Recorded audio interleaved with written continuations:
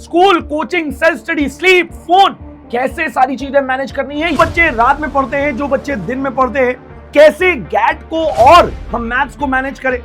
अगर आप सच में एनडीए क्वालिफाई करना चाहते हो तो भाई किस टाइम पर क्या चीज पढ़नी है, क्या चीज छोड़नी है, कैसे चीजों को प्रायोरिटाइज करना है, ये एक आर्ट है और आज हम उसी चीज को सीखने वाले हैं।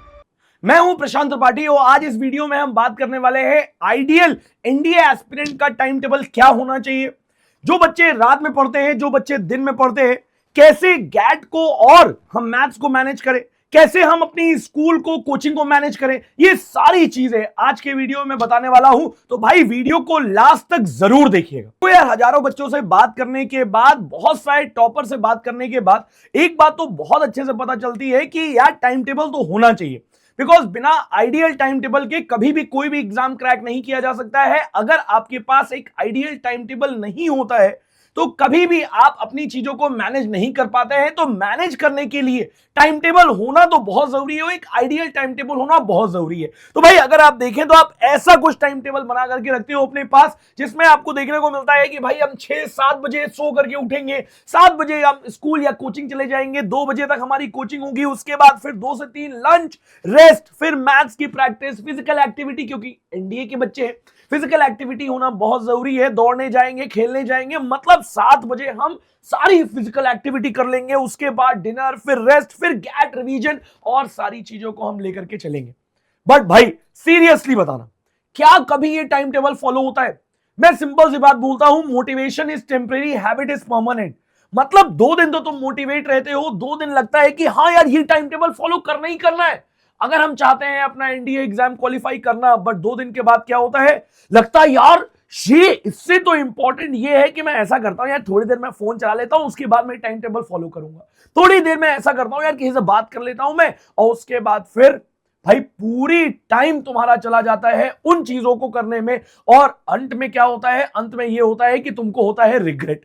और रिग्रेट होना भी चाहिए, बट भाई उस रिग्रेट को लेकर क्या करोगे जब तुमने इसको फॉलो ही नहीं किया? तो अब क्या करना है भाई, मैं आज तुमसे बात करने वाला हूं इन चीजों के बारे में। ये जो चीजें हैं इनको कैसे फॉलो करना है। देखो यार, बहुत सारे टॉपर से बात करने के बाद, जो बच्चे इस साल रिकमेंड हुए, जो बच्चे इससे पहले रिकमेंड हुए, जो एकेडमी में है, जो आते हैं यहां पर मिलने के लिए, उनसे बात करने के बाद एक चीज पता चली कि भाई 3 स्टेप प्रोसेस है जिसको अगर आप फॉलो करते हो तो आपकी जितनी भी चीजें हैं वो बहुत बेहतरीन मैनेज होती है। और मैनेज होने के साथ साथ मैं गारंटी देता हूं कि अगर आपने उन चीजों को फॉलो किया तो आपका टाइम टेबल भी और आपका टास्क टेबल भी बहुत बेहतरीन तरीके से चलेगा। देखो पहले तो यार ये समझना पड़ेगा ना कि हर एक इंडिविजुअल डिफरेंट है। अब हर एक इंडिविजुअल कैसे डिफरेंट है भाई, देखो यहां पर अगर तुम देखोगे तो कुछ बच्चे ऐसे होते हैं जिनको दिन में पढ़ने में अच्छा लगता है, कुछ बच्चे ऐसे होंगे जिनको रात में पढ़ने में आराम लगता है। भाई रात में आराम से सुकून से बैठेंगे और सुकून से पढ़ाई करेंगे, किसी भी तरह का डिस्ट्रैक्शन नहीं होगा। तो जो दिन में पढ़ाई कर रहे हैं, जो रात में पढ़ाई कर रहे हैं, उनके लिए क्या शेड्यूलिंग होनी चाहिए, क्या कैसे चेंजेस करने चाहिए, कौन कौन सी चीजें जो दिन में पढ़ते हैं बच्चे उनके लिए फ्रूटफुल हो जाती है और कुछ बच्चे जो रात में पढ़ते हैं उनके लिए फ्रूटफुल होती है। तो भाई सबसे पहली बात, सिंपल सी बात है कि अगर आप दिन में पढ़ रहे हैं, अगर आप रात में पढ़ रहे हैं तो कोई दिक्कत नहीं है भाई। मेन क्या करना है, पढ़ाई करनी है ना। और अगर तुम एक प्रॉपर टाइम दिन में दे रहे हो या प्रॉपर टाइम तुम रात में दे रहे हो, कोई दिक्कत नहीं है। पहले तो अपने दिमाग से मिथ निकाल दीजिए कि अगर जो दिन में पढ़ेगा, बोला जाता है ना कि भाई सुबह 4 बजे उठ करके पढ़ो और तुम्हारा सिलेक्शन पक्का होगा, नहीं, ऐसा कुछ भी नहीं है। जो रात में पढ़ते हैं उनका भी सिलेक्शन होता है, जो दिन में पढ़ते हैं उनका भी सिलेक्शन होता है। बट समझना क्या है यार, समझना यह है कि अगर आप दिन में पढ़ रहे हो तो भाई दिन में पढ़ने के लिए तुमको 2-3 चीजें फॉलो करनी पड़ेंगी। क्या फॉलो करनी पड़ेंगी? रात में आप जितना जल्दी से जल्दी, जितना जल्दी से जल्दी हो जाए भाई उतना जल्दी तुम सो जाओ। मतलब अगर तुम रात में 10 बजे सो गए तो आप ये एक्सपेक्ट कर सकते हैं कि आप मॉर्निंग में 4 to 5 के बीच में उठ जाएंगे। मतलब भाई मैं कहना चाहता हूं कि 7 से 8 घंटे की नींद भी तो जरूरी है। अब आप देखोगे कि अगर आपका माइंड बहुत रिलैक्स है, अगर आपका माइंड बहुत शार्प काम कर रहा है, वो शायद तभी काम करेगा जब उसको प्रॉपर रेस्ट मिलेगा। We are humans, we are not robots. बेटा ऐसा नहीं है कि हमें पिन लगा दिया गया और हम चार्ज हो गए, हम काम करना शुरू कर दिए, नहीं, वी नीड प्रॉपर रेस्ट। आप 16 से 18 साल के बच्चे हो, अभी बेटा अभी जस्ट आपने 12th पढ़ा है और 12th में भी उतना स्ट्रेस नहीं था जितना एनडीए एग्जाम जब तैयारी कर रहे हो आप उस बीच में आ गया है आपके पास, है ना। तो अब क्या करना है भाई, 7 से 8 घंटे की नींद लेनी है। अगर आप सुबह पढ़ रहे हो तो आपको रात में 10 बजे सो जाना है और मॉर्निंग में आपको 4 से 5 बजे जरूर उठ जाना है।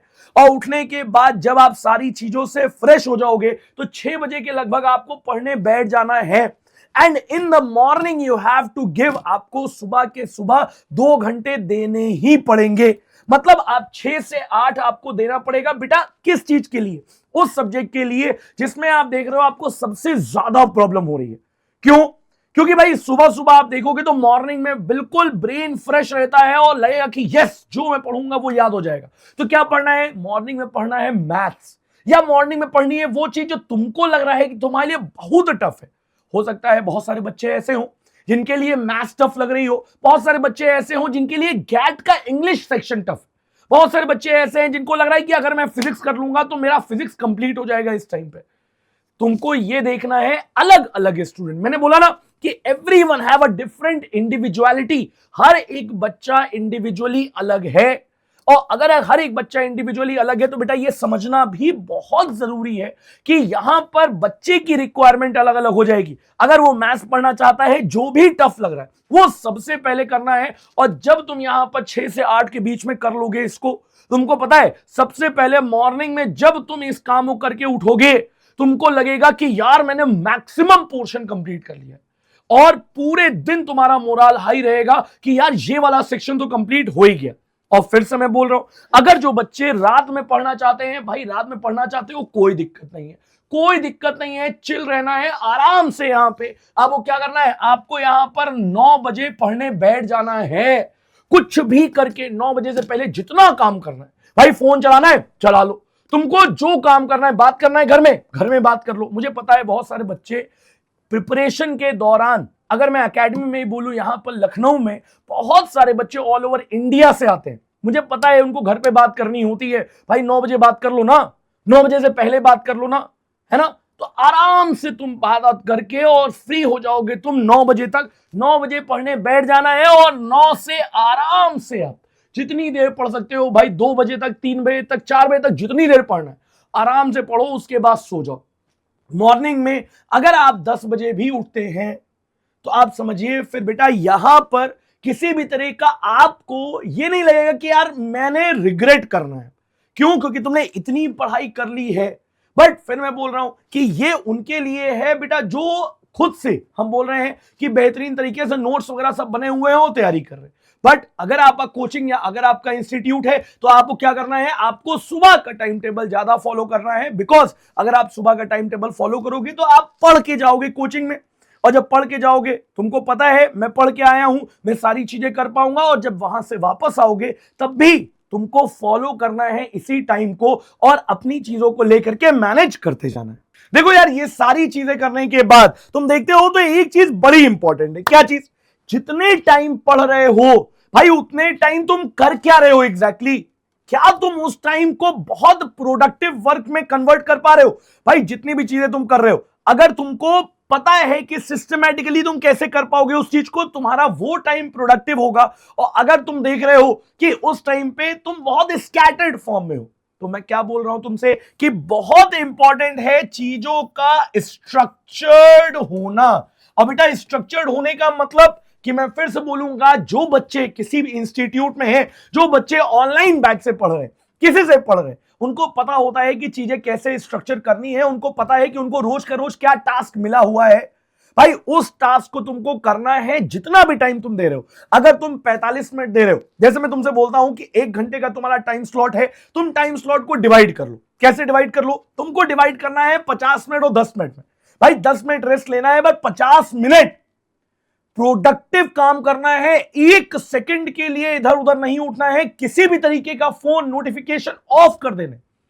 बट जितने टाइम तुमको करना है काम, उतने टाइम सिर्फ और सिर्फ काम करना है। मतलब only and only productive work. याद रखिए कि बेटा ये टाइम, ये समय रेत की तरह निकल जाता है आपके हाथ से और आपको पता नहीं चलता है। आपको लगता है कि यार मैंने तो 7 घंटे पढ़ा, भाई मैंने 8 घंटे पढ़ा, भाई मैंने आज 12 घंटे पढ़ा है। बट रिजल्ट क्या आता है भाई, तुम्हें पता रहता है कि तुमने कितना अनप्रोडक्टिव काम किया है। उस टाइम पर बैठ करके तुमने 2 पेज इधर पढ़े, 2 पेज उधर पढ़े, 2 पेज उधर पढ़े, और एंड रिजल्ट क्या आ रहा है कि भाई दो पढ़ तो लिए, बट समझ में क्या आया, कुछ नहीं आया। और अल्टीमेटली क्या हुआ कि टाइम भी निकला, ये भी लग रहा है कि एफर्ट भी किया, और उसके बाद रिजल्ट जो आया है वो केवल और केवल आया है अनप्रोडक्टिव वर्क। और अनप्रोडक्टिव वर्क की वजह से अल्टीमेटली क्या होता है भाई, रिग्रेट होता है। और देखो यार, मोस्ट इंपॉर्टेंट चीज क्या आती है ना, मोस्ट इंपॉर्टेंट चीज आती है कि जितने टाइम पे प्रोडक्टिव वर्क होगा कैसे। तो यार करना तुमको ये है कि जब भी तुम रात में सोने जा रहे हो, जब भी तुम रात में सोने जा रहे हो, तो तुम्हारे पास दूसरे दिन का टास्क कंप्लीट होना चाहिए। टास्क कंप्लीट होना चाहिए मतलब क्या है, दूसरे दिन का टास्क थोड़ा ना कर लोगे उस दिन। दूसरे दिन का टास्क कहने का मतलब कि आपके पास टू डू लिस्ट कंप्लीट होनी चाहिए। और टू डू लिस्ट कहने का मतलब क्या है, टू डू लिस्ट कहने का मतलब है कि भाई दूसरे दिन तुमको क्या काम करना है। अगर तुमको यह पता होगा क्या काम करना है, तो पता है तुम अपनी चीजें उसके अकॉर्डिंग मैनेज कर लोगे। और मैं फिर से बोल रहा हूं कि अगर आपके पास सारी चीजें असाइंड होती हैं, जैसे मैंने तुमसे बोला कि अगर आप रैंकर्स बैच के स्टूडेंट हैं, तो मैंने क्या बोला कि मैंने एक शीट दे दी आपको, और शीट दे दी, अब भाई क्या करना है तुमको, मैं दूसरे दिन तुमसे पूछूंगा, मतलब तुम्हारे पास काम है अभी, और तुम सेल्फ स्टडी कर रहे हो, तुम्हारे पास काम नहीं है, तो क्या होगा भाई, तुम्हारे पास टू डू लिस्ट नहीं है ना। और अगर तुम्हारे पास टू डू लिस्ट नहीं है, तो आप अपना टास्क टेबल कैसे बना पाएंगे। और अगर टास्क टेबल नहीं बनेगा, तो मैं फिर से बोल रहा हूं तुमसे कि भाई तुम चाहे जितना टाइम टेबल बना लो, चाहे जितना टाइम टेबल बना लो, वो टाइम टेबल कभी फॉलो नहीं होने वाला है। तो सिंपल सी बात याद रखो यार कि टाइम टेबल तुमको उस तरह से डिजाइन करना है जिसमें तुम्हारा टास्क टेबल पूरी तरह से कंप्लीट हो रहा हो, और एक दिन पहले तुम्हारे पास जरूर होना चाहिए कि तुमको नेक्स्ट डे क्या करना है।